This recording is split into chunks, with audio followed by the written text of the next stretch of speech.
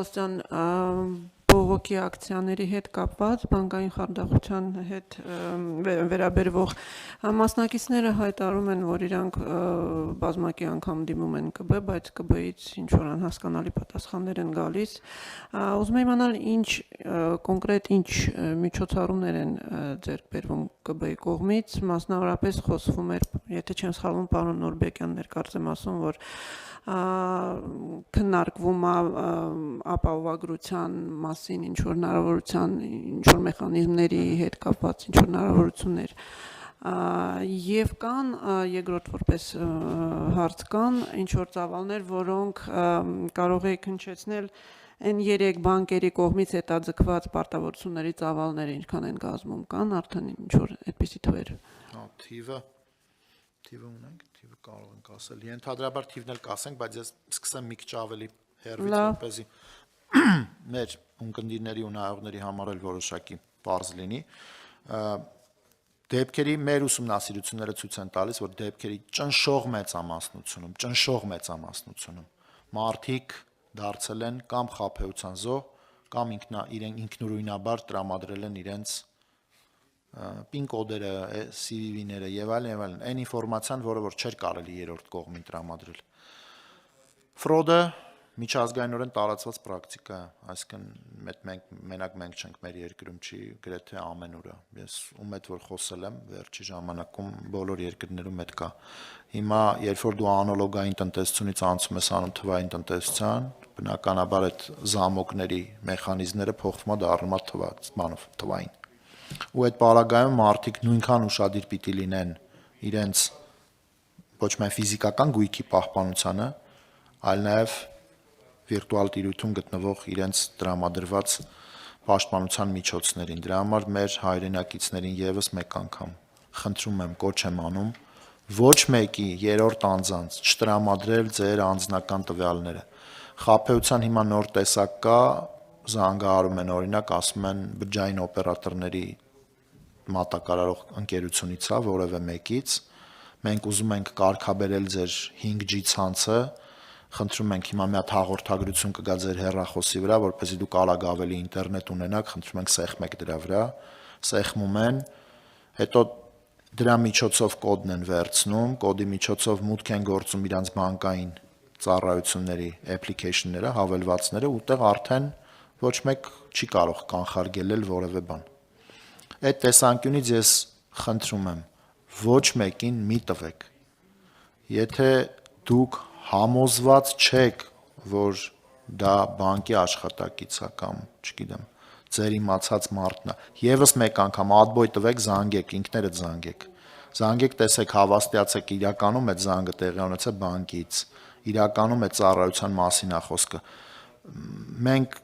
պիտի համատեղ դրա դեմ պայքարենք, էլի, այսինքն մի կողմը եթե ամբողջությամբ բացեց իր բոլոր զինանոցը ու տվեց այդ բոլոր զենքերը դիմացի կողմին, այդտեղ պաշտպանվելու մասին արդեն խոսք չի լինելու։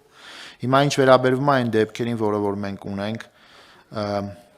լավ նորությունը այն է, որ դեպքերի ծավալը գնալով նվազում է, այսինքն մենք որոշակի գործողություններ ենք իրականացրել բանկերի հետ, բանկերն են իրականացրել իհարկե մեր օգնությամբ ու հորդորով պաշտպանության հետ կապված, այդ double authentication-ները, չգիտեմ, որ նույն սարքը չպիտի օգտագործվի, տարբեր մեխանիկական բաների միջոցով դեպքերը, որը որ ունենք տարվա առաջի երամսյակում եղել են 408, կարող է թիվը հստակ չի, որովհետև кейսեր կան, որը դեռևս որոնց վերաբերյալ իրավապահ մարմինների մոտ արձանագրումները բան չեն, էլի։ Ինչ ենք արել, փորձել ենք բոլոր кейսերը ուսումնասիրել, հա։ Բոլոր кейսերի ուսումնասիրություններից հետո հավաքագրվել է ինֆորմացիա, որի հիման վրա եթե դեպքերը եղել են, որ մեղավորությունը բանկինն է եղել կամ մեծ հավանականությամբ մեղավորությունը բանկինն է եղել, օրինակ աշխատակցին զանգահարել են ճշտելու համար, բանկի call center-ի աշխատակիցը 3 ժամ չի արձագանքել։ Պրոդուկտի դիզայնի արդյունքում եղել է բագ,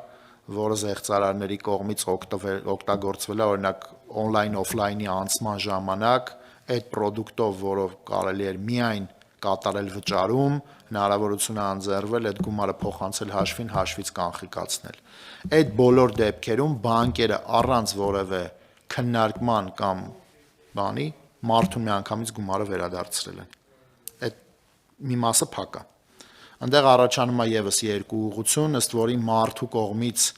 խաբեությամբ կամ ինչ որ ֆիշինգի միջոցով վերցրել են տվյալները, մուտք են գործել մարդու համար վարկ են ձևակերպել կամ մարդու հաշվին եղած միջոցներն են, տիրացել են այդ միջոցներին։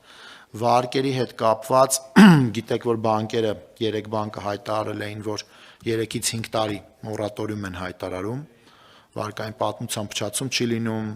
տոկոսները չեն կուտակվում եւ այլն։ Մեր այս շաբաթ կիրակի ենք աշխատել ու այսօր ես հենց նոր իրանց հետ call ունեի, պայմանավորվածությունը այն է, իրանք հավանաբար այսօր կամ վաղը կհայտարարեն 3-5 տարին երկարացվում է մինչև кейսի ամբողջական քննություն։ Այսինքն արդարադատությունը երկրում որոշում է դատարանը։ Բանկերը կսպասեն մինչև կլինի վճիռ դեպքով, кейսով, նոր եթե կպարզվի, որ բանկն է մեղավոր, բանկը ամբողջությամբ կկոմպենսացնի, եթե կպարզվի, որ մարդն է մեղավոր, արդեն կվերադառնան բնականon գործունեությանը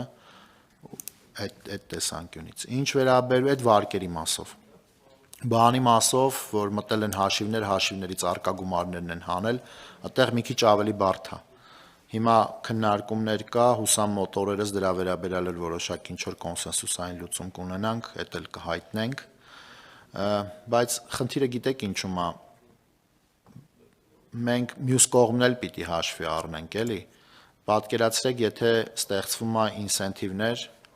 որպեսզի մարդը